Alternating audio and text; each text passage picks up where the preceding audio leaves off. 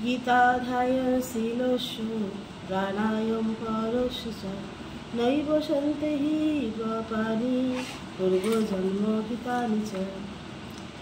हरे कृष्ण कृष्ण कृष्ण हरे हरे, हरे राम राम राम हरे हरे। ओं नमो भगवते वासुदेवाय, ओं नमो भगवते वासुदेवाय, ओं नमो भगवते वासुदेवाय। श्रीमद्भागवत गीता যথাযথ দ্বিতীয় অধ্যায় সাংখ্যযোগ, শ্লোক সংখ্যা 31। সাধর্মং চাপি চাবেক্ষো ন বিকম্পিতো মহর্ষি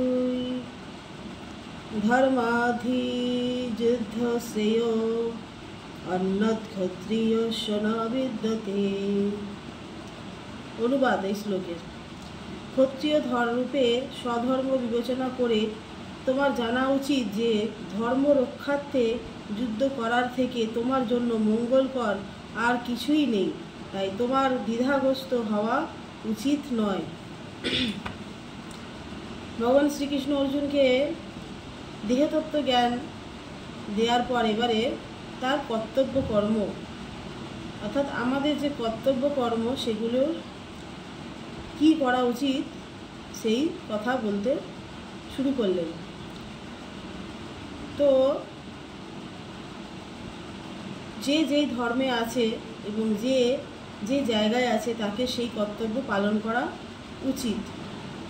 পিতার ধর্ম যেমন সংসার প্রতিপালন করা, অর্থ উপার্জন করা এবং সমস্ত দায়িত্ব ভার গ্রহণ করা, সেই রকম মাতারও কর্তব্য হচ্ছে, অর্থাৎ স্ত্রী তারও কর্তব্য সংসারে সুখ স্বাচ্ছন্দ্য, স্বামীর সেবা করা, সন্তানের দেখাশোনা করা, নিজের বাবা মা শ্বশুর শাশুড়ি এবং পরিবারের সকলের দিকে তার কর্তব্য কর্ম করা উচিত।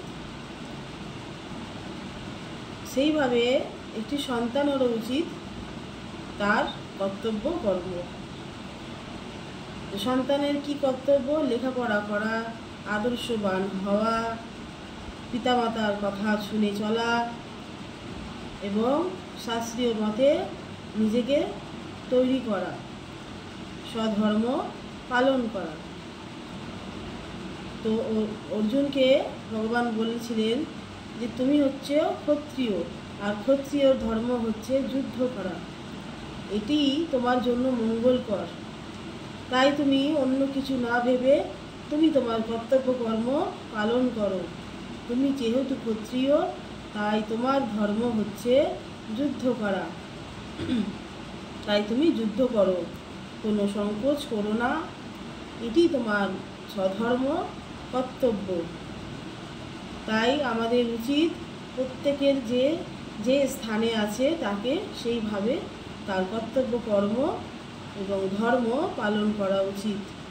ভগবান আমাদেরকে সেই শিক্ষা দিয়েছেন, আর আমাদের সেইভাবেই নিজেকে গড়ে তোলা উচিত।